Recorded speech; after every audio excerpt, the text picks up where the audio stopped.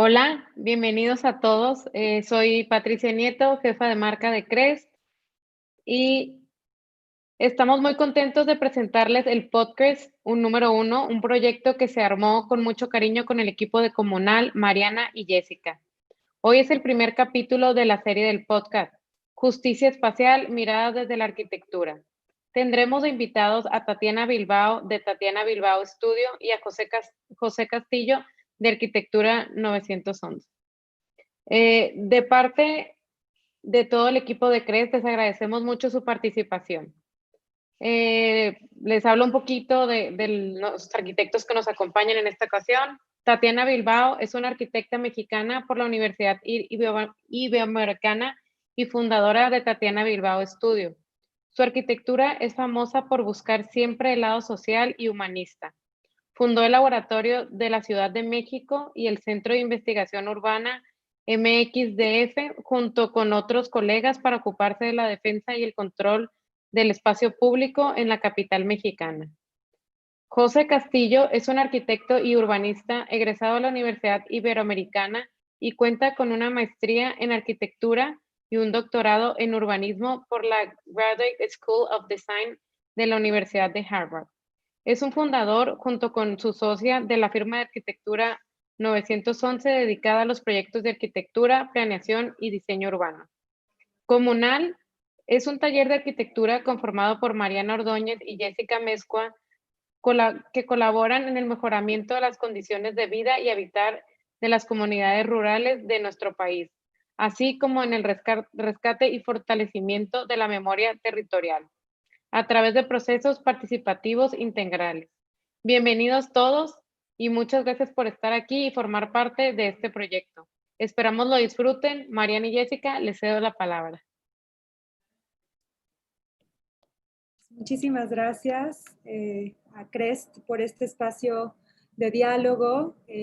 Nos emociona muchísimo compartir con Tatiana y con José, personas a las que admiramos profundamente por su calidad humana y por su trabajo y ejercicio profesional, por sus reflexiones críticas. Estamos muy, muy contentas de estar aquí.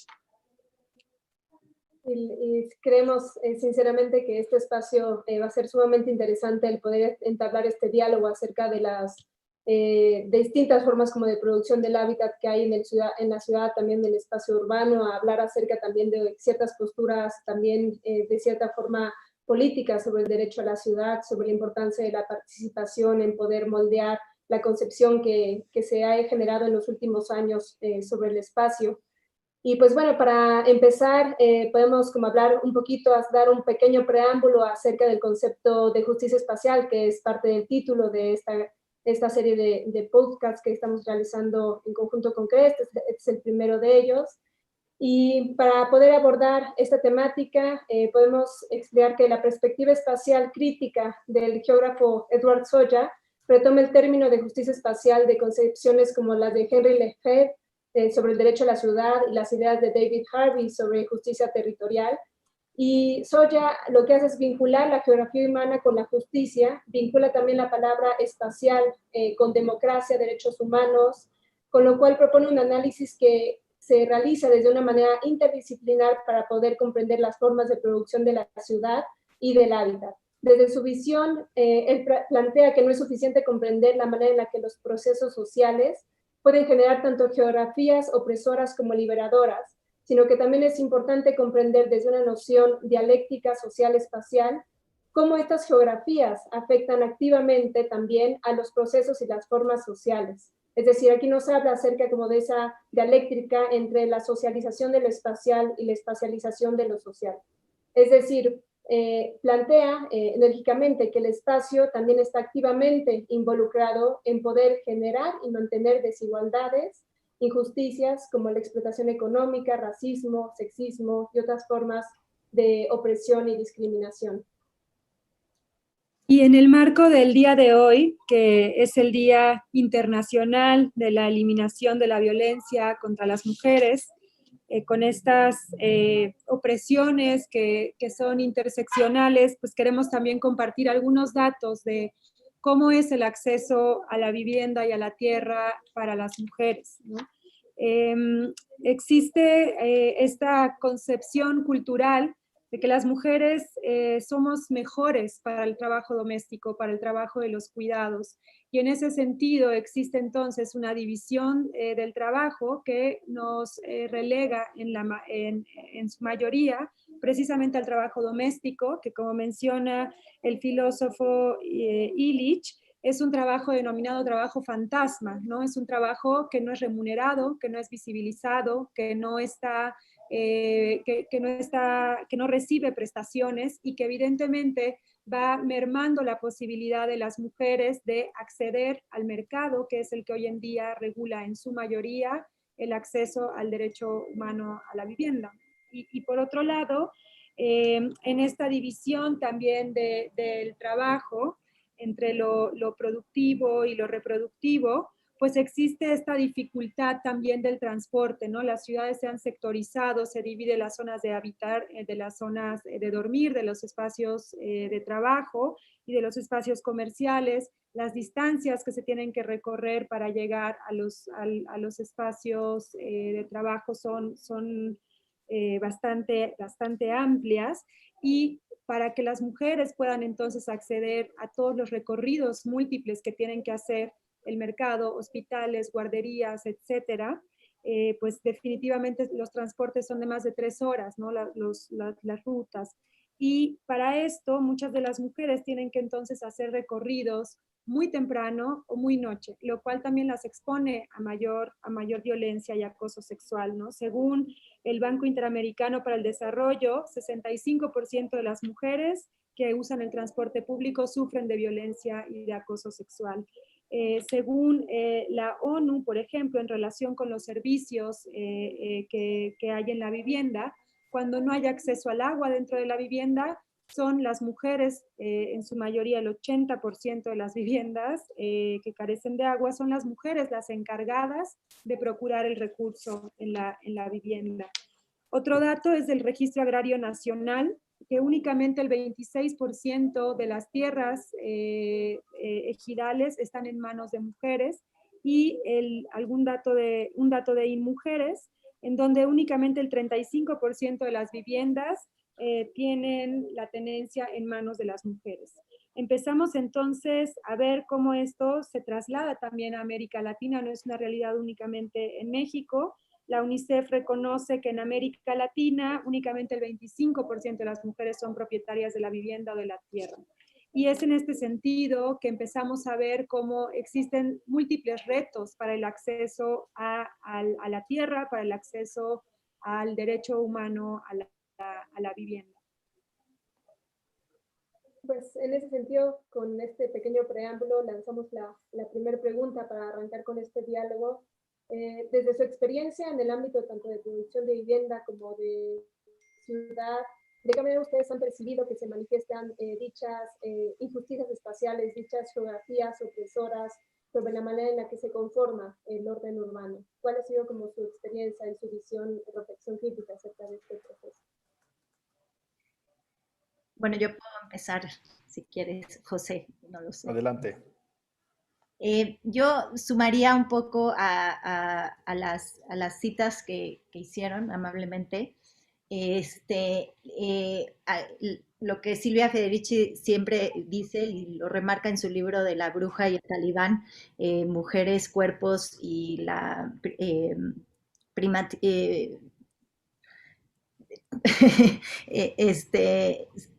que la acumulación primitiva, perdón, se me fue el título, en donde habla claramente cómo la discriminación para la mujer es determinante para el éxito del capitalismo.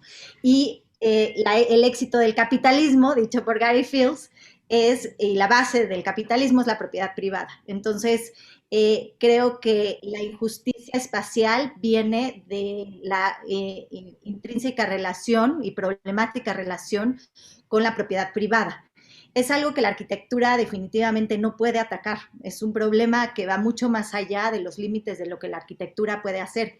Pero sin duda, y como lo dice Dolores Hayden, la arquitectura ha sido ese instrumento que ha perpetuado esa relación y que sin duda yo sí creo que si no puede cambiar y no puede establecer ese tipo de distintas relaciones realmente, sí puede abrir canales para poder de alguna forma determinar o posibilitar otro tipo de relaciones. Y yo creo que, y voy a empezar a hablar como más claramente de lo que puede ser, ¿no? Si hablamos, por ejemplo, del ámbito de la igualdad hacia la mujer, de entrada yo creo que tenemos que hablar de los niños, de la labor doméstica y reproductiva, porque hoy en día y con los espacios que tenemos y con la determinación social que tenemos, es realmente imposible llegar a un estado de igualdad en donde no sea alguien el que se discrimine en el hogar, porque es imposible generar esa labor doméstica y reproductiva de manera equitativa, realmente equitativa, ¿no? Va a tener que ser alguien el que la haga y el que no obtenga ingresos por hacerlo, porque así está determinada la sociedad. Y así están determinados los espacios, ya sea hoy en día la mujer, que está mal porque hoy en día solo lo hace la mujer, o en un futuro pues el hombre o el que lo haga, ¿no? Entonces, ¿cómo poder abrir espacios? Un ejemplo muy claro es si seguimos manteniendo esos espacios que son necesarios para hacer la labor doméstica reproductiva dentro de nuestro espacio íntimo, va a ser imposible que abramos la relación que abramos la posibilidad a cambiar esa relación, porque de alguna manera yo tengo o que hacerlo yo dentro de mi espacio privado individual, por los míos, o si lo quiero colectivizar, pues tengo que aceptar que alguien entre dentro de mi espacio íntimo y privado para que se pueda de alguna forma hacer distinto. Y ya no digamos socializar, porque si lo queremos hacer en colectivo, pues volvemos a ese problema, ¿no? Si yo quiero en colectivo cuidar de los niños, ¿no? Y ponerme de acuerdo con otra familia para que entre todos hagamos la labor reproductiva de esos niños, pues los niños tienen que venir a mi espacio privado o venir al espacio privado de la otra familia o al de la otra, ¿no? Entonces, el espacio sí posibilita y sí determina de cierta manera cierto tipo de apertura hacia otros modelos para poder avanzar a la no discriminación. Pero bueno, no me quiero alargar más porque para poder dar paso a José, pero sí creo que podemos generar espacios en la arquitectura y sobre todo en donde más los hemos imposibilitado es en los espacios más densos, como en las ciudades, para poder abrir esos canales para establecer relaciones más justas sociales. Creo que Tatiana tocas un tema central y quisiera conectarlo con anécdota personal. Hace 25 años tratando de escribir tesis doctoral, uno de mis asesores, el Hashim Sarkis, actual decano de la escuela de MIT, de Arquitectura y Urbanismo de MIT, y si es que hay Bienal de Venecia, el curador de lo que iba a ser la Bienal de Venecia, me puso a leer a dos personas que han sido fundamentales. Uno es John Rawls, político, científico político y filósofo, y Amartya Sen, economista. Y estas dos personas han ayudado para mí a configurar toda una discusión sobre cómo discutimos la justicia. Y a pesar de que Sen viene del mundo de la economía y John Rawls viene del mundo de la filosofía política, los dos tocan temas centrales que son lo que nos competen hoy. Y Amartya Sen se hace una pregunta, no nada más el descubrimiento, no es extraño descubrir que este mundo es injusto, sino es más extraño el no darnos cuenta que muchas de esas injusticias son remediables. Y ese para mí es un momento de eureka. No es nada más el aceptar las injusticias pasivamente, sino entender qué rol tenemos, qué sentido de agencia, y en nuestro caso profesional desde el espacio, tenemos para remediar algunas de esas injusticias. No sé si es coincidencia o plan macabro de Mariana y Jessica que hacen este primer conversatorio en 25 de noviembre, día en contra de la violencia contra las mujeres. Pero me parece que este es quizás el punto más alto en la agenda, es cómo podemos hacer algo para remediar las formas en las que estas exclusiones o injusticias históricas merecen ser resueltas. Y Suketu Mehta, escritor hindú, autor de un libro fantástico que se llama Maximum City, y escribe sobre unas crónicas sobre Mumbai, dice que uno de los primeros actos es que por lo menos no excluyamos a nadie de la ley, de la conversación y de la celebración. Y esta parte para mí también es un tema central, porque desde la ley hay factores que producen y reproducen esas injusticias. El día de ayer, Escocia aprobó una ley que permite acceso a productos menstruales a todas las mujeres de forma gratuita. No darnos cuenta que en un acto de entender que no nada más la maternidad, sino la condición de ser mujer es un acto donde ya inmediatamente se generan inequidades, el Estado y las instituciones y la ciudadanía tiene un rol activo en poder cambiar esas cosas. Lo mismo sucede y en un campo mucho más cercano. ¿Quién soy yo para hablar de menstruación el 25 de noviembre? Me da un poco de vergüenza, pero para hablar en algo más cercano, la manera en la que está dividido una sección vial en una ciudad. Esa división de una sección vial, por diseño y por política, está marginando a unos a que se tarden más tiempo en llegar a su casa. Ya lo mencionó Jessica hace un tiempo, y Mariana, perdón, en el tema de pasar 3 horas en el tráfico. Pensemos en otro muy inmediato, que es la lógica del uso de suelo. El uso de suelo en una colonia como en la que yo vivo, en la que obliga a tener lotes de 1,000 metros cuadrados, lo que está diciendo es que quiere excluir a los pobres de esta colonia. Y ese acto, que es una política pública desde el urbanismo, es una forma de exclusión espacial terrible. Entonces, lo dejo con esos dos temas. La idea de que sí hay un sentido de justicia que se puede mejorar a través de actos institucionales del Estado y de individuos. Y segundo, que en entender en la ley y en la conversación, que tiene que ver con el segundo punto que vas a tocar sobre participación, y en la celebración, se vuelve un acto fundamental de inclusión y de mejor justicia espacial. Yo quisiera agregar que la idea de la división del labor, ¿no? Y lo habla muy bien Hannah Arendt en su libro de la condición humana, en donde la división, cuando se hace la división sobre la industrialización del trabajo, es determinante para el trabajo la no o la no establecimiento formal del trabajo doméstico y reproductivo como un trabajo. Entonces, creo que en el momento que también entendemos que la industrialización de la producción y el trabajo generan ya nada más per se, por esa división, establecen una relación injusta y discriminatoria, pues también podemos entender las posibilidades que hoy en día lo que se está haciendo a la transformación del trabajo en otros ámbitos y en otros canales podría abrir otras maneras de relacionarnos y sobre todo espacialmente, porque pasa lo mismo en la ciudad, cuando se divide el trabajo ¿no? hacia las zonas productivas y las zonas improductivas, que son las zonas residenciales, pues genera una discriminación importante. Entonces, ¿cómo poder establecer esas relaciones para poder también ahí devolverle un poco de justicia ¿no? a la gente espacial?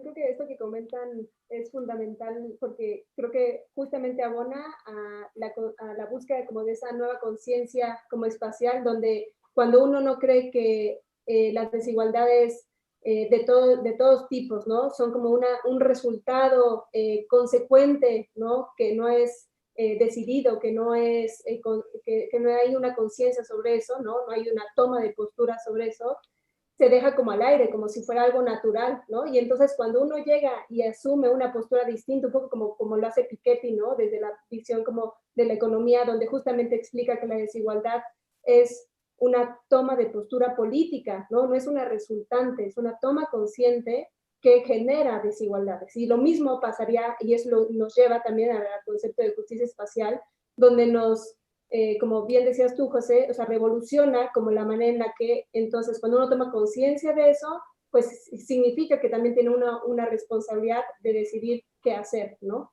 Ya no uno está esperando a ver qué es lo que va a suceder. Entonces, creo que esa visión es muy interesante y creo que en eso, pues, ahí nos vinculamos como aquí los cuatro en esa visión de cómo desarrollar nuestra práctica profesional cuando uno ya ha tomado conciencia de aquello que estamos como platicando en este momento. Entonces, por ejemplo, no sé si nos podrían también comentar un poco desde su práctica, cómo es que ustedes se han aproximado a este fenómeno, a este panorama de claras como injusticias espaciales para poder cambiar como el paradigma o tratar de hacer aportaciones estratégicas para que la ciudad cambie de forma de orden urbano, ¿no?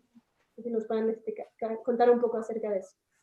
Pues mira, yo la verdad es que francamente desde siempre había pensado que mi práctica se abocaba a entender esos espacios discriminatorios y a poder abrir canales para poder desestimarlos, ¿no? Pero me di cuenta haciendo una conferencia muy crítica sobre mi trabajo el día 8 de marzo, este, en donde justamente yo creo que hace exactamente lo contrario. Me puse a analizar espacio por espacio, proyecto por proyecto y pues te das cuenta que eres parte de ese sistema que inconscientemente discrimina por todos lados, ¿no? Porque tiene esa imposibilidad de no poder romper toda esa serie de problemáticas que están establecidas y son como vivimos, ¿no? Y la arquitectura no tiene la solución.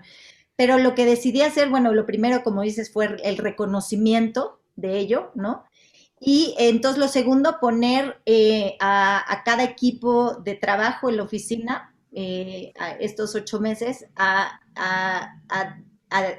establecer cuáles son los puntos en donde nuestros proyectos están participando y no solo participando, sino incluso promoviendo prácticas discriminatorias y qué podemos hacer en los que ya estamos haciendo para transformarlos, qué reglas vamos a poner para los proyectos que vamos a hacer en adelante y cómo podemos ir abriendo canales dentro de jugar en el mismo juego, donde el sistema discrimina per se, pero para poder transformarlos, ¿no? Y creo que una de las cuestiones más importantes es abrir ese entendimiento, porque por mucho que en la oficina además también tenemos muchísima gente muy sensible, que está sensible con el tema del racismo, ¿no? Del clasismo, de la discriminación con las mujeres, hay cosas que no se entienden y que no las entienden profundamente, ¿no? Que a mí me costó trabajo. O sea, el trabajo, por ejemplo, doméstico, es una cuestión que está establecida casi congénita, natural de la casa. O sea, no, nadie lo ve como, es muy difícil que la gente lo vea como una injusticia que se perpetúe, ¿no? Se ve como algo normal, se tiene que hacer, ¿no? Y vuelvo a lo mismo, hoy es una injusticia para las mujeres porque en su mayoría lo hace la mujer, pero es una injusticia para quien sea, porque es un trabajo no remunerado, no está reconocido tampoco, ¿no? Entonces, desde poder realmente meter la semilla, ¿no? Para que todos estemos conscientes desde dónde se discrimina, es creo que lo que podemos establecer como primer paso para poderlo hacer. Y después ya buscar esos modelos que puedan permitir generar espacios en donde se pueda generar al menos empezar a la discusión. Si yo en mi edificio tuviera un espacio en donde pudiera meter a mis hijos con los hijos del vecino, pues felizmente me organizaría un calendarito, ¿no? Para ver cuándo yo puedo dedicar 5 horas y cuidar a todos los niños. Pero sin embargo, si tienen que entrar a mi casa ya se vuelve un problema de logística mucho más grande y si tengo yo que ir a la casa del otro, pues y entonces, ¿y el COVID? ¿Y cómo le hacemos? ¿No? O sea, entonces como que ya empezar a promover muchísimo en los proyectos espacios que puedan establecer relaciones sociales que puedan ser para poder como de alguna forma atacar a los problemas, ¿no? Entonces, que puedan generar espacios para generar la labor doméstica reproductiva de otra manera. Espacios donde las relaciones no tengan que ser institucionales, ¿no? O sea, nuestras relaciones son o íntimas en la familia, ¿no? En donde no están más que reguladas por el amor, por el cariño o por sistemas de dominación y bueno, ya nos vamos a meter por qué más. Y la siguiente relación que podemos tener con el otro ya es a través de una institución, de un gobierno, de una administración, de una corporación, ¿no? Eso comercial o institucional. Necesitamos espacios dentro de la ciudad y dentro de la ciudad, del mundo, que podamos establecer otro tipo de relaciones. Y eso creo que la arquitectura podría ayudar. Espacios donde se escalan las relaciones también, ¿no? O sea, estamos acostumbrados a tener nuestro espacio íntimo y de ahí estar expulsados al colectivo brutal, que eso pasa, pasa muchísimo menos en el ámbito rural y eso deberíamos de aprenderlo mucho, ¿no? Tienes esa posibilidad de tener esos espacios de congregación colectiva que no son ni dentro de tu espacio íntimo y que no son dentro del espacio público o dentro del espacio comercial. En las ciudades los estamos imposibilitando cada vez más y cada vez más esas relaciones se vuelven o más íntimas y más individuales o más colectivas. ¿Y cómo te relacionas así? ¿Cómo puedes establecer un sistema realmente sustentable que nos permita cuidarnos, ¿no? Ser seres humanos, si no tienes ni siquiera el espacio para hacerlo. Entonces, dentro de mi práctica, lo que estamos tratando es buscar cómo generar esos modelos que permitan esas escalas de relaciones y permitan abrir canales para relaciones distintas que las manejadas por esas dos dicotomías, ¿no? Creo que, y quizás para conectar este tema, que a mí me encanta lo que mencionas, Tatiana, como momento de reflexión, los americanos llamarían como moment of reckoning, de ese darnos cuenta, se conecta con la noción de conciencia que menciona Jess hace un segundo. Yo creo que ese acto es fundamental, reflexivo propio, reflexivo disciplinar, y reflexivo como ciudadano. Y sin embargo, pienso que hay veces que la toma de conciencia es solo el primer paso, es decir, condición necesaria, pero no solo suficiente para el sentido de transformación que se requiere frente a algunas de estas injusticias. Hace algunas semanas, 4 semanas, Domus publicó esta carta que se difundió por todas partes, David Chipperfield invitando a una serie de arquitectos a decir qué podemos hacer los arquitectos frente a los grandes retos del siglo XXI, incluyendo inequidad y cambio climático, por mencionar los dos más fuertes. Y esta carta que le contesta Jack Herzog, muy al estilo Jack Herzog, dice, querido David, en pocas palabras, nada. Y luego se expande y explica cómo ellos han hecho este proceso de reflexión sobre qué implica desde trabajar para regímenes autoritarios hasta utilizar materiales que hoy en día representan una afrenta al medio ambiente o hacia procesos sociales. Es decir, si no somos, como diría Buckminster Fuller, cuando preguntaba, señora, ¿cuánto pesa su casa? Es decir, ¿de dónde vino este acero? ¿De dónde vino este concreto? ¿Qué implicó traer esa piedra que a usted le encanta porque capta el sol en la tarde? Todas estas cuestiones de conciencia de lo que implicó tener los bienes que tenemos en nuestra casa, pues parte de la base de reconocer que la arquitectura es un acto fundamentalmente violento en lo social y violento en lo ambiental. Entonces, a mí me gusta la carta de Herzog porque expone este continuum entre posibilidades y potencialidades y limitantes también. Lo que no podemos hacer, lo que otros incluso hacen mejor desde otras plataformas. Es un hecho que la arquitectura y urbanismo son actos políticos, pero hay formas de hacer otros actos políticos con mejores herramientas, con mejores capacidades, etc. Entonces, los arquitectos tendemos sentido de agencia, pero tampoco ni somos policías, ni somos necesariamente guardianes de virtudes cívicas. Y me explico. Hace algunas horas que murió Diego Armando Maradona, para los que nos gusta el fútbol, quizás el futbolista más importante.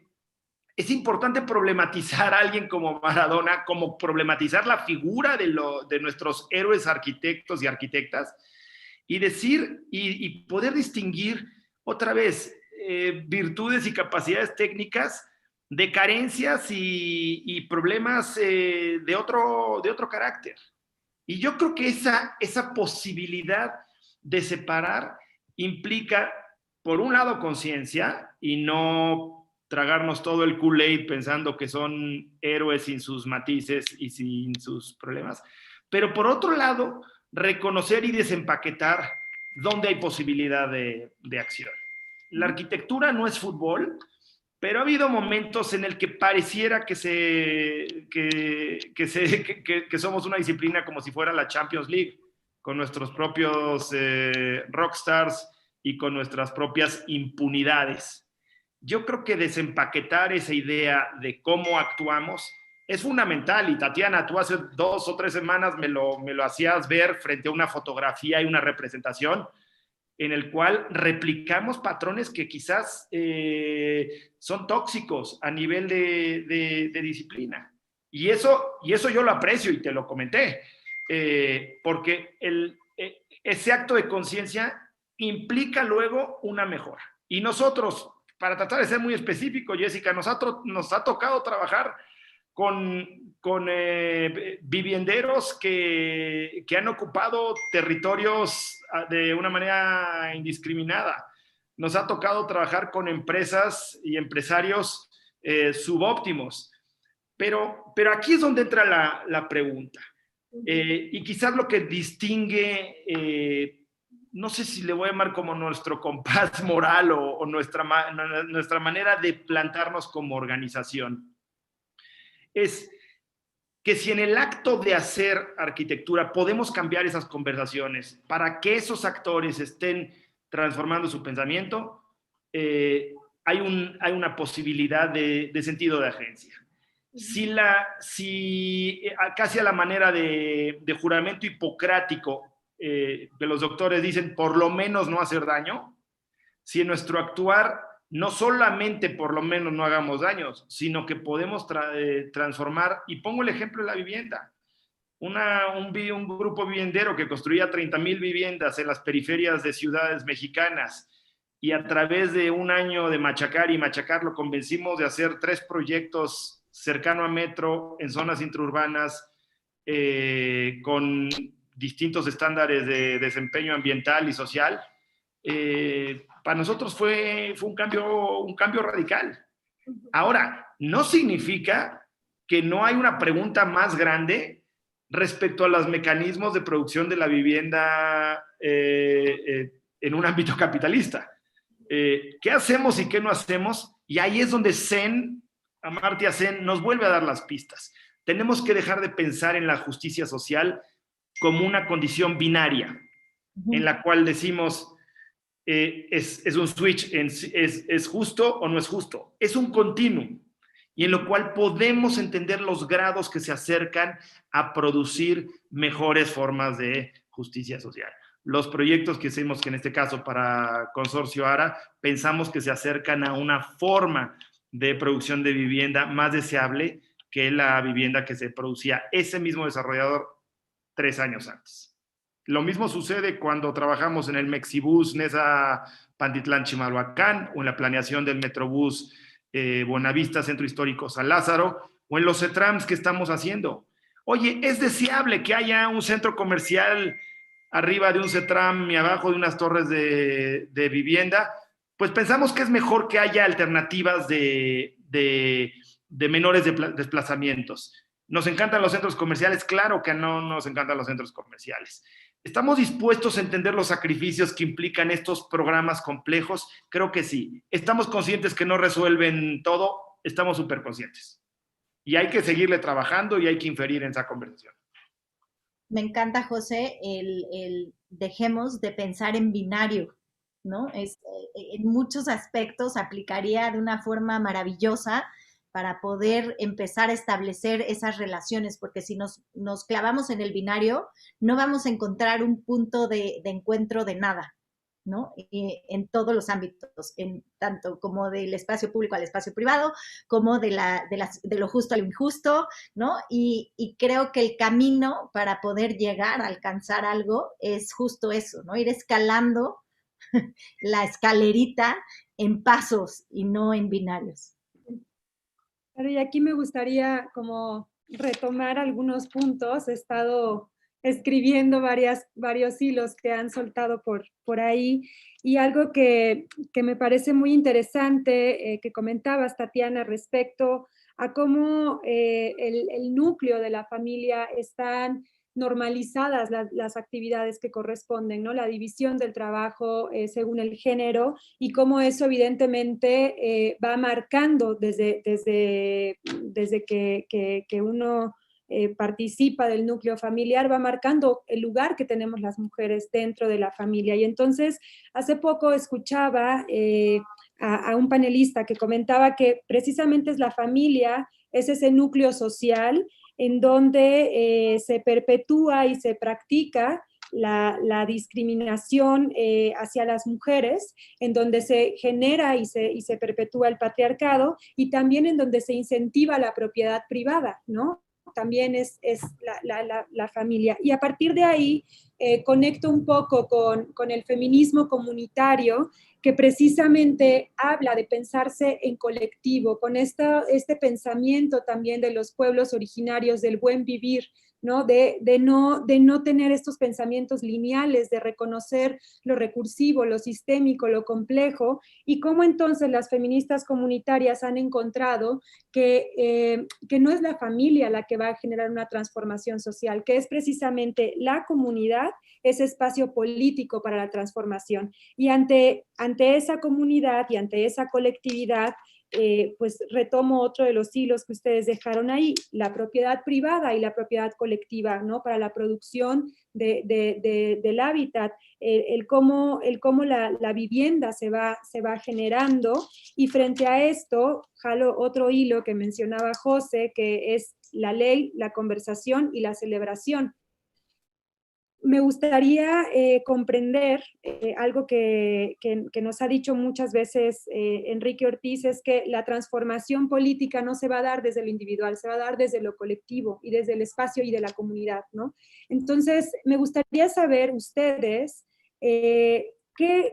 cuáles son los retos que han encontrado dentro de la ley para poder pensarse en colectivo, para poder tener otras formas de producción de la vivienda y otra forma también de ocupar el territorio. ¿Cuáles han sido estos ires y venires? Un poco, José, lo que nos contabas ahora, ¿no? La tierra, en algún momento se libera todas las zonas de contención, todas las reservas ambientales, entonces todo lo ejidal se empieza a transformar, ¿no? Lo vemos como eso abonado a la expansión, la tierra se vende barata, y empezamos a ver también en estas dicotomías que pareciera que está desligada el vínculo entre la ciudad y lo rural, pero en realidad es una relación simbiótica, no existe ciudad sin la ruralidad, y es una dinámica que está en constante tensión y negociación. Vemos cómo la ciudad empieza a permear en las zonas rurales, las migraciones, los imaginarios, como las zonas rurales expulsan muchísima población a las poblaciones urbanas. Entonces, ¿cómo han visto ustedes que podemos hacerle frente desde lo colectivo a esta normativa que definitivamente se necesita? Lo que no está en la ley, lo que no está enunciado en la ley es invisible, ¿no? O sea, lo que no se nombra no existe. Entonces, pues me gustaría entender un poco qué retos han tenido en este sentido. Bueno, pues lanzaste muchísimas cosas muy importantes, pero creo que yo una de las cuestiones que quiero remarcar es que estructuralmente, como estamos establecidos como sociedad, existe una imposibilidad muy grande, porque si necesitamos ser productivos para cubrir nuestras necesidades básicas de cuidado, entonces esa relación que está totalmente determinada por la explotación y la discriminación siempre va a perpetuar eso, ¿no? Entonces tenemos que encontrar maneras para restablecer como el orden, a entender que necesitamos poner el cuidado como centro y que no tenga que depender de la productividad. porque vuelvo a lo mismo, ¿no? Si necesitamos salir a producir dinero para poder alimentarnos, o sea, ¿por qué es tan problemática la relación con la propiedad privada? Porque empieza por determinar que tenemos que salir, ¿no? Al no poder tener una propiedad colectiva y poder producir nuestro propio alimento digo, estoy hablando del siglo XIII, cuando se estableció, no de producir nuestro propio alimento a través de nuestro colectivo y tener que salir a ganar dinero para poder comprar nuestro alimento, en ese momento se perpetúa la discriminación porque hay alguien que se tiene que quedar en casa a hacer la labor reproductiva de cuidado y que no va a ser remunerada, ¿no? Porque ¿cómo la remuneras? En ese esquema, ¿de dónde sale, no? Entonces, pues ahí hay una imposibilidad estructural en donde tenemos que encontrar mecanismos que ya hay gente que los ha encontrado para poder poner el cuidado en el centro y entonces empezar a crear una serie de relaciones distintas. En Berlín hay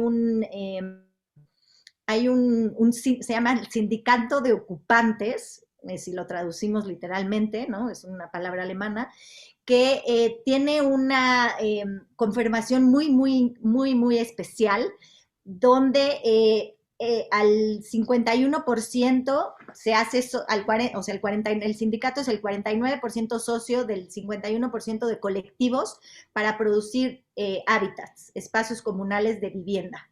Y entonces ellos, al ser como este sindicato, pueden negociar créditos con el gobierno, y el gobierno les está empezando a dar subsidios, y el colectivo nunca es dueño de nada, ni el sindicato ni el colectivo. Sin embargo, pues tienen que comprar propiedad para poder establecer espacios de vivienda y demás, meterse a créditos bancarios y demás, pero establecen una relación increíblemente horizontal para poder producir sus propios espacios de vivienda. Y entonces, así abrir canales. No sé qué va a pasar y todo el mundo está un poco a la expectativa de qué va a pasar cuando sindicato, hoy hay creo que 98 conjuntos de vivienda colectiva que más o menos son hasta 50 habitantes, porque es lo que han visto que funciona. No sé qué va a pasar cuando la mayor parte de la vivienda que se produzca en Alemania o en Berlín sea así. No sé cómo esas relaciones van a tener que cambiar, ¿no? A través del Estado, pero ellos ya están tratando de cuestionar de alguna forma tanto la propiedad privada como el cuidado, ¿no? Entonces, la comunidad establece las reglas para poder tener espacios colectivos para producir la labor doméstica y reproductiva. Entonces, quitan abolen la propiedad privada, la relación entre ellos no es a través de una relación comercial o de una propiedad, y es a través de un sindicato, y la relación es basada para poder producir el cuidado necesario para estos seres, ¿no? Entonces, sin duda hay esquemas, y ya hay esquemas que están cuestionando eso, ¿no? Hay que encontrar los propios aquí. En Estados Unidos hay los Community Land Trusts, que no son la panacea y tienen muchísimos problemas también, pero que empiezan a abrir esa posibilidad para poder poner el cuidado al centro del humano. O sea, ¿en qué momento nos perdimos para poner la necesidad de salir a trabajar, a venderle cosas superfluas a gente sobreendeudada para poder alimentarte, ¿no? Y eso es lo que hacemos la mayoría de los seres humanos. Entonces, pues yo creo que hay que entender cómo revertir, ¿no? A hacer una sociedad enfocada a la producción, a hacer una sociedad enfocada en el cuidado. Me encanta que menciones lo de los Community Land Trusts, Tatiana, porque además vincula con esto que mencioné antes de la no binarización de los conflictos sobre justicia social, justicia territorial, justicia espacial. No en vano, en un lugar como Londres, haya dos instituciones que podríamos llamarle casi obsoletas. Una es la corona y otra es la iglesia, que son dueños de buena parte de la propiedad del suelo urbano de Londres y de otras ciudades inglesas. A pesar de eso, se ha logrado cambiar el mecanismo que la tenencia del suelo, número uno, desmitifique la propiedad, es decir, hasta el más rico de Londres vive en un terreno que es una renta, un lease de 99 años. Es decir, no eres dueño del suelo urbano. Después podemos discutir si es idóneo que la corona y la iglesia sean los dueños, seguro. Pero vuelvo a decir, en la lógica de transformación hay un acercamiento a otras formas de operar frente al insumo más importante en la producción del hábitat, que es el suelo. Y en particular el suelo urbano en zonas urbanas, valga la redundancia. El segundo tema que quería comentar es que quizás la ficción más importante que construyeron 32 años de neoliberalismo rampante, o 40, como le queramos decir, es que la propiedad privada era el único mecanismo posible para imaginar relaciones sociales. Y relaciones incluso de suelo y de otras formas de propiedad. Cuando en la historia, incluso dentro del capitalismo, han existido muchas otras, ¿no? El caso que mencionas de Berlín, donde el 80% de la gente renta, no es dueño de su vivienda. Existe la corporación, 3 corporaciones que son empresas, es decir, organizaciones capitalistas, valga la expresión, que son parte del Estado para operar la vivienda en renta. Entonces, hay y esto es lo que diría Michael Sandel, filósofo político, profesor de Harvard, que diría que el Estado no es neutro respecto a lo que busca hacer frente a un tema de justicia social. En este caso, acceder a vivienda. Entonces, se pueden utilizar mecanismos, llamémosle DES, que son intrínsecos al capitalismo, para transformar o ir contra grano de procesos que son negativos al capitalismo. Entonces, creo yo que ahí es una forma constante de innovar. Puede ser, y pongo así nada más la paradoja, existen housing estates en Londres de vivienda social con grandes proyectos desarrollados por algunos de los mejores arquitectos de los 50, 60 y 70 en Londres, que siguen siendo vivienda en renta para grupos sociales necesitados de vivienda, o en algunos casos hasta marginados, que son mecanismos de algunos hasta con formas de innovación, desde cocinas comunitarias hasta formas de colectividad distinta, y que son parte del suelo cuyo dueño es el duque de Westminster. Entonces, esta para mí es una paradoja interesante, es que aún dentro de los mecanismos de producción capitalista existen otros mecanismos de contracorriente. Ahora, quiero tocar un tema, Mariana, que también abriste y fueron muchas, y es sobre la colectividad y sobre los procesos de cambio colectivo. Y es otra vez una lógica en el cual, si superamos el juego de suma cero entre el absolutamente violento y rampante individualismo capitalista y las otras formas de colectivismo social, para no ponerle adjetivos ideológicos más fuertes que asusten a algunos, creo que hay una diversidad de múltiples formas de reconstruir la colectividad y también de reconstruir la individualidad. Y lo pongo desde 2 ópticas. Una, que desde las formas de la libertad individual, y estoy hablando de la libertad de una mujer de abortar y tener todos los derechos para poderla hacer, de la libertad de un individuo de escoger su estilo de vida, su orientación, su género, todas sus formas de adecuarse y relacionarse con el espacio y con la ciudad. Desde esas lógicas de transformación de lo individual hasta el reimaginario del colectivo, hay una posibilidad de acción.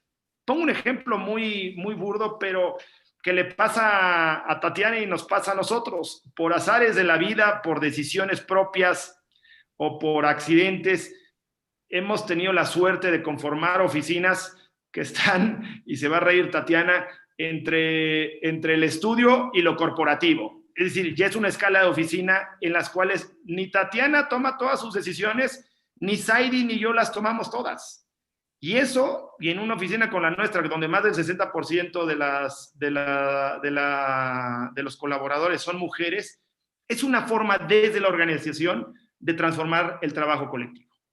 Si lo lleva eso uno a las distintas formas de colectividad, hay un potencial radical que es desde disciplinar y gremial, es decir, de cómo imaginamos relaciones, hasta, insisto, hasta personal y de otras formas.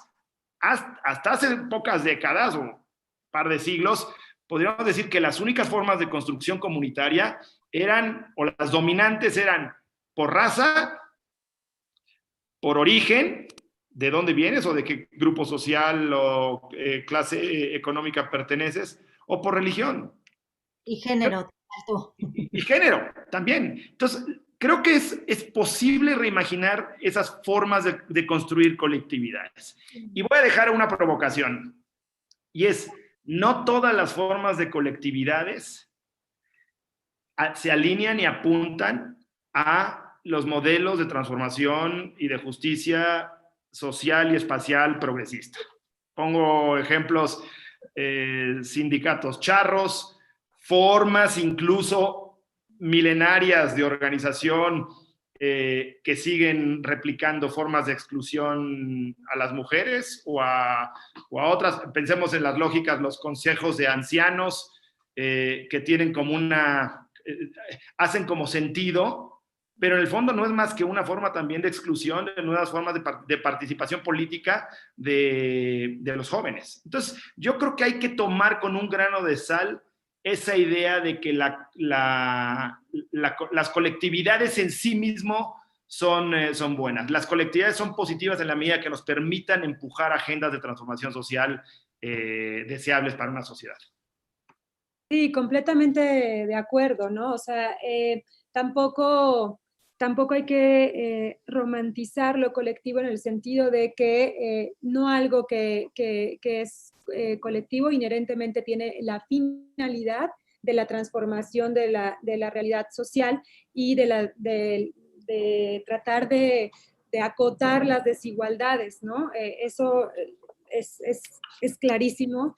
Y esa pregunta respecto a lo colectivo iba más en el sentido de precisamente la transformación de las leyes y del Estado, ¿no? Que ya de entrada el Estado-nación es algo que surge desde el colonialismo, algo que surge incluso desde el racismo, ¿no? Se promovió durante muchos años en nuestro país el mestizaje para borrar la huella de los pueblos originarios, todo ese contexto que sabemos de los Estado-nación, en donde precisamente en las leyes se sigue perpetuando también estas prácticas, ¿no?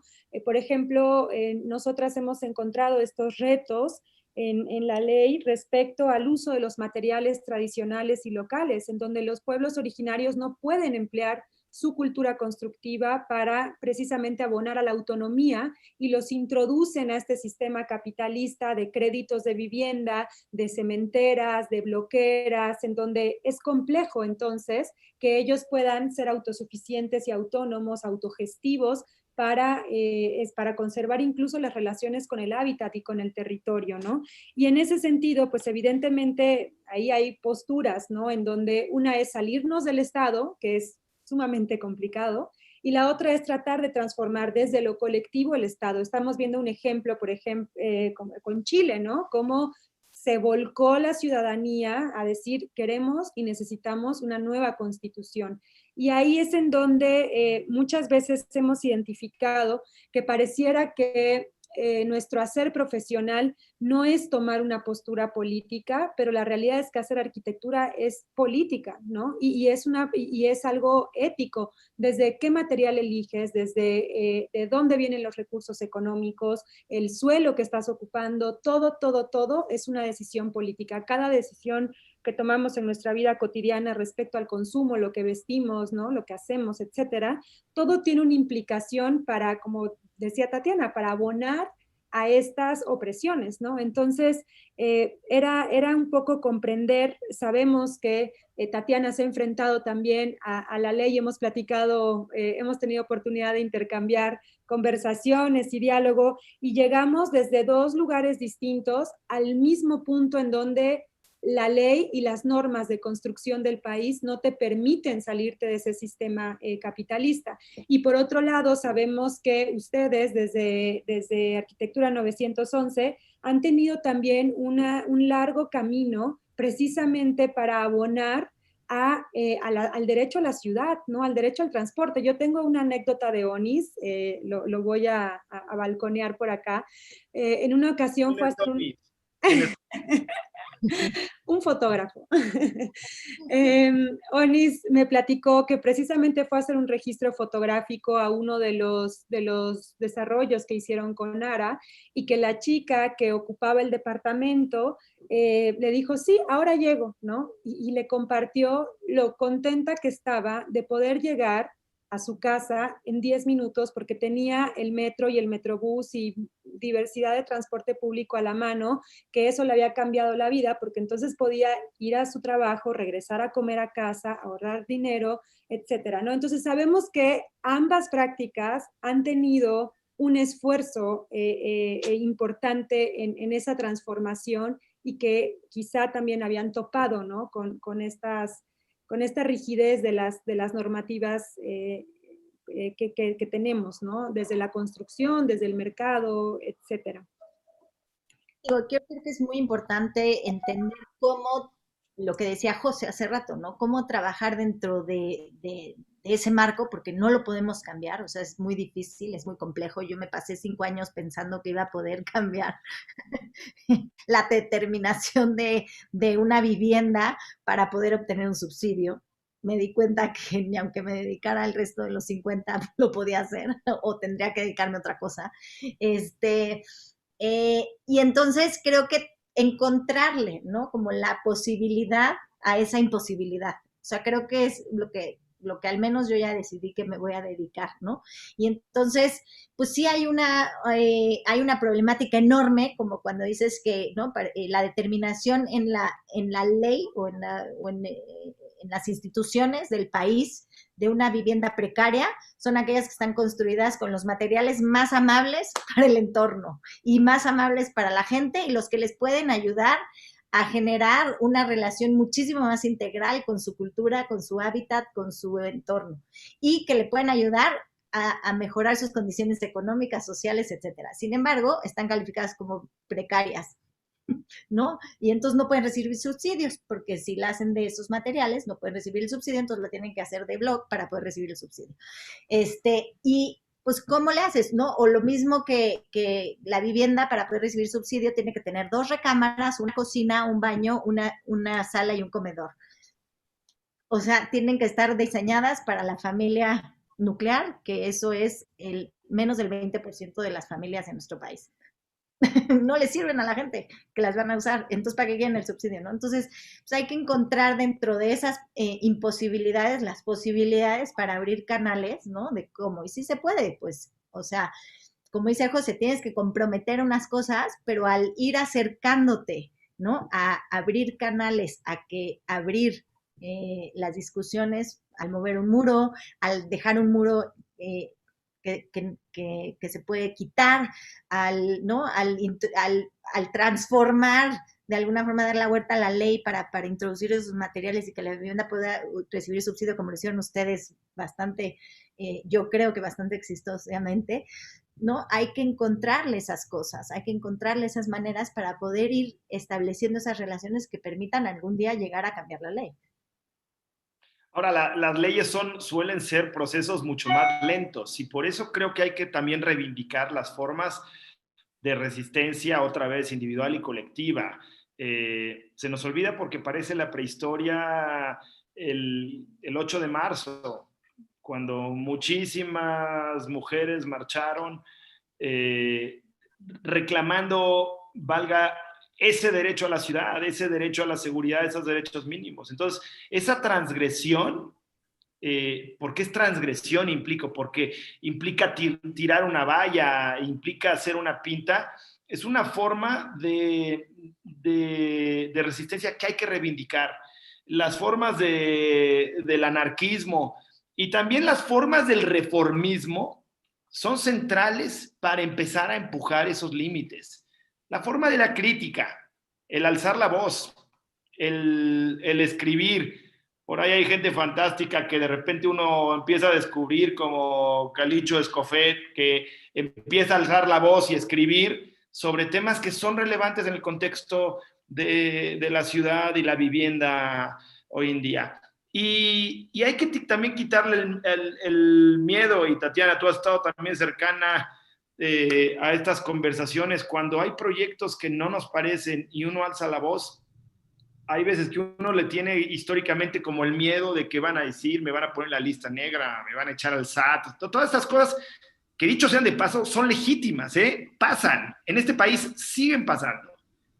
Se sigue desde el púlpito y desde la ley, se sigue digamos, oprimiendo el disenso. Pero también hay momentos en el que alguien te dice, oye, ¿tienes esta opinión? La secretaria te va a escuchar. Entonces, yo creo que hay que también, vuelve a ese primer concepto que mencionó Jess, es la toma de conciencia. Cuento una pequeña anécdota de la semana pasada y en la que en realidad la debería contar Zairi, pero la hago yo, que hace una semana que se anunciaron los nuevos miembros de la Academia Nacional de Arquitectura, se escogen solamente una cuarta parte de los nuevos miembros son mujeres. Y o sea, no puede ser que otra vez 2020, en este año muy particular, esto esté pasando.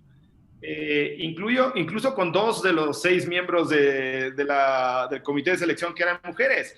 Pero todavía suceden cosas más raras en las cuales algunos colectivos y amigos queridísimos se les reconocen a los 4 socios, y en otros casos, cuando la socia es mujer, se le reconoce solo al hombre. Eso está pasando. Eso no son historias de terror de la prehistoria. José, manda tu carta a la academia, yo la mandé. Exactamente las palabras que dices, así están en mi carta. Mándala. Este trabajo lo ha estado haciendo Zairi, ya lo mandó a todo el comité de selección. Solamente una persona le contestó muy amable, que es Toño Gallardo, y que está haciendo un esfuerzo desde adentro también de transformar. Ya se las hará llegar a ustedes 3 y a muchas otras mujeres que también, y pongo este caso porque esto que decía de Suketu Mehta, no nada más no excluir de la ley. O sea, la ley es el mecanismo necesario, el piso sobre el cual uno opera.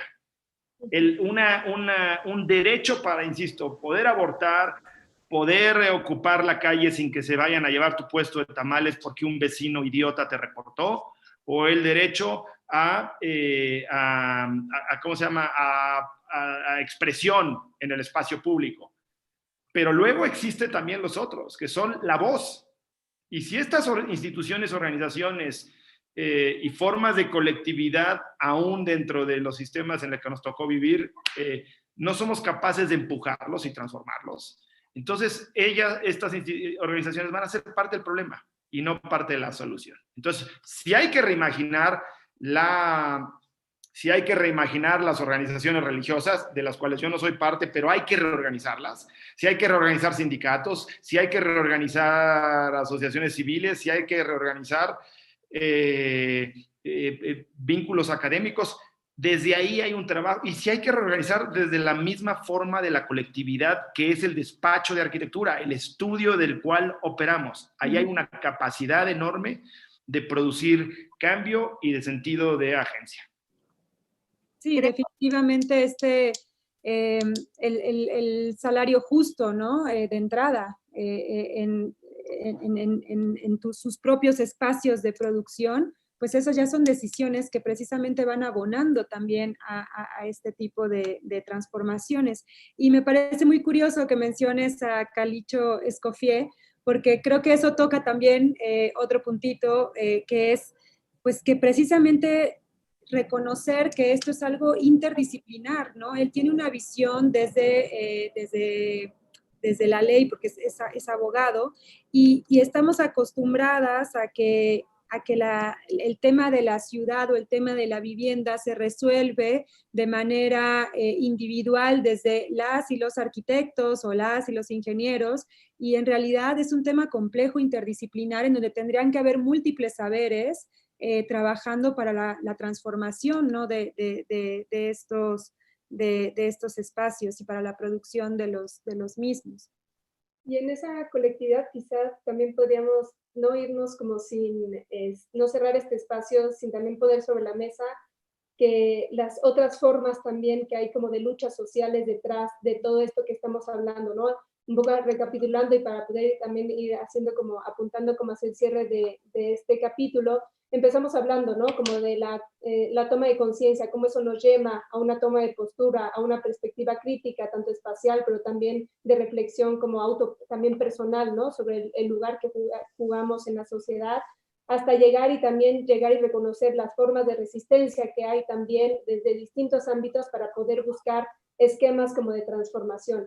Y en todo esto también creemos, no quisiéramos como irnos sin cerrar, diciendo que también hay, dentro de estas formas de resistencia, hay un gran cúmulo, una gran constelación de movimientos sociales de base, vecinos organizados, organizaciones comunitarias en zonas rurales, en zonas urbanas, que tienen una gran fuerza, pero que han sido por muchos años también invisibilizadas y que están ahí abajo del agua, quizá no son tan llamativas, no gritan tan fuerte, pero hay un gran cúmulo de luchas sociales, tanto en lugares urbanos como en lugares rurales, que están también en esta misma lucha que estamos hablando hoy en día, como desde el esquema como de lo profesional, ¿no? Entonces, una gran parte como también de las reflexiones que hemos tenido como en el último año ha sido cómo abonamos o cómo nos acercamos a tratar de colaborar con estas acciones concertadas que ya existen, ¿no? Para tratar de tener una fuerza mucho mayor y no trabajar cada quien desde su trinchera, ¿no?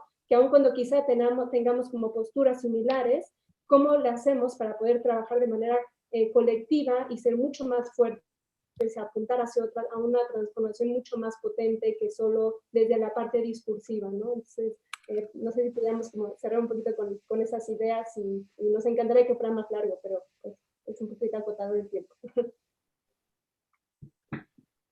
No, me encanta, Jess, y quiero hacer también la nota que en esta lógica de vínculos y de conecte, yo celebro que empresas como Crest tomen estos retos y que hagan, podría uno ser cínico y pensar y decir, ¿y por qué Crest está trabajando con Comunal y Comunal con Crest?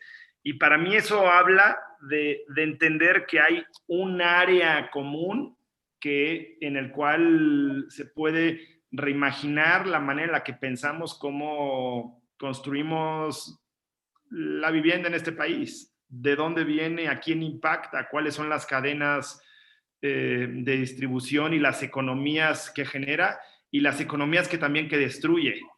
Hacerlas visibles y tomar posiciones. Y creo que, y lidiar con nuestras propias contradicciones, así como en su mea culpa Tatiana decía de proyectos, pues algún día vamos a escribir, Saidi y yo, el libro de 911, 20 años de fracasos, de gated communities y de clientes subóptimos y de proyectos que podían haber sido otra cosa y no fueron.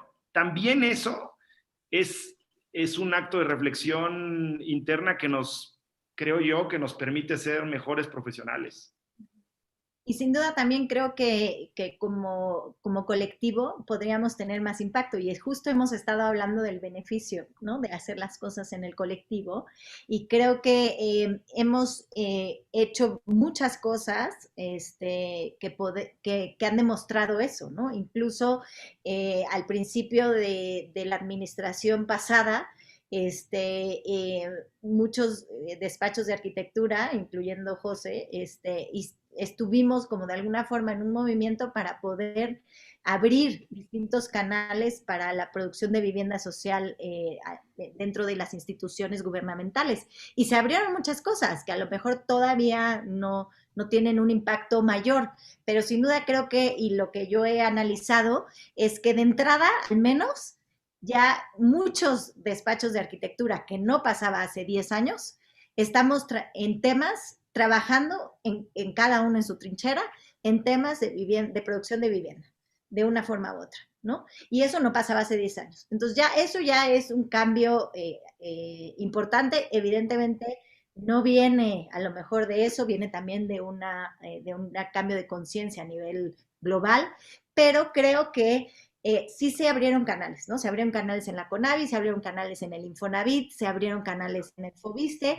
que bien o mal han llevado a abrir posibilidades distintas. No, a lo mejor, como digo, la transformación todavía no es radical, pero es que por algo tenemos que empezar. Y ese siempre ha sido mi nivel de pensamiento. Nadie nos va a venir a tocar la puerta, ¿eh? Oye, hagan las cosas mejor. Estoy segura que ustedes también han tenido que hacer esas luchas. Vamos a hacerlas en conjunto. Y venga, yo también celebro muchísimo que estemos aquí y que CREST sea patrocinador de una conversación como estas, para que además se generen recursos para hacer producción de vivienda social del hábitat, que todos estamos de acuerdo que es hacia donde deberíamos ir.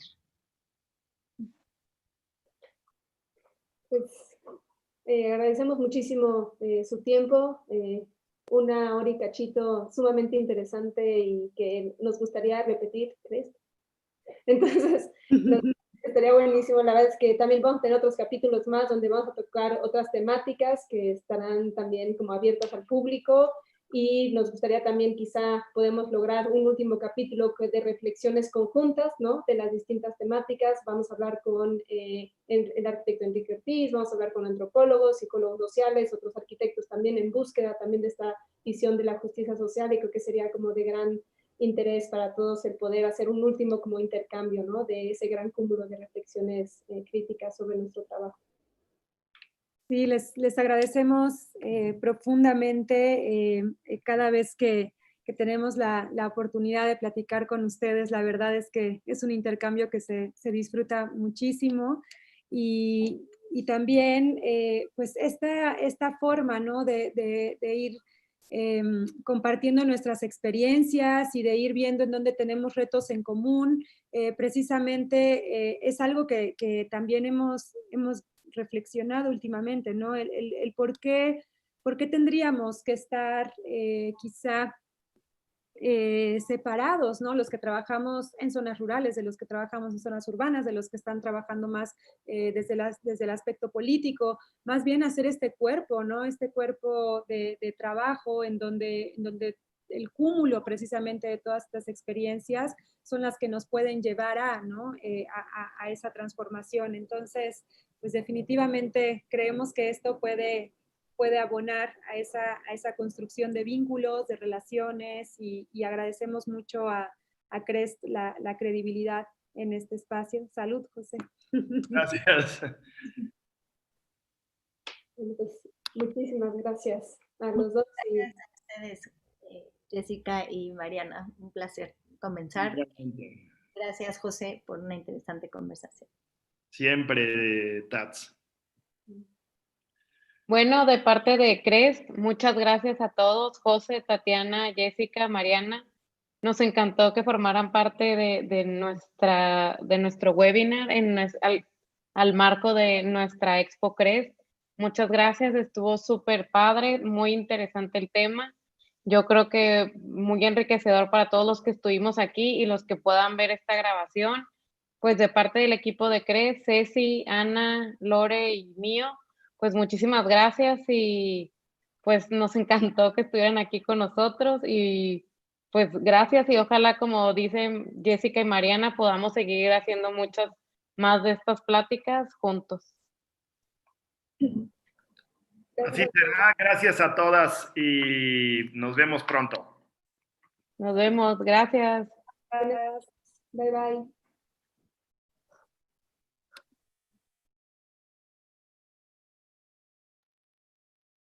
CREST, siempre firmes.